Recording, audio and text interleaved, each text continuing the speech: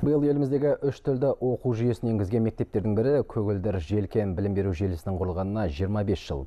Осы уақыт аралығында мектеп қабырғасынан 5000-ға жуық шәкірт түлеп ұшты. Олар әлемнің үздік жоғарғы оқу орындарында білімдерін тереңдетіп, қазір түрлі мамандықтың тізгінін ұстап отыр.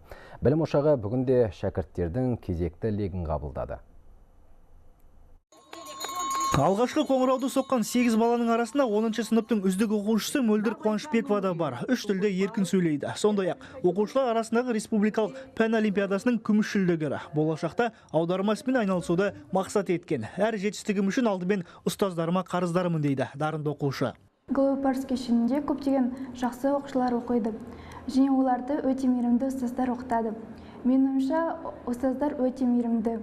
Және олар оқушыларға өз балаларындай қарайды.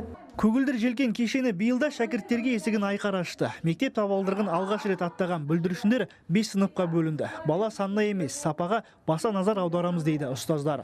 Жалпы кешенге тиесілі мектептерде 2000-ға жуық оқушы білім алады. Бізде балабақшадан басталады, себебі бізде Көгілдір желкен, Глобал Парс емес, ол кешен. Тек қана Астанада емес, барлық Қазақстанда бар бізде.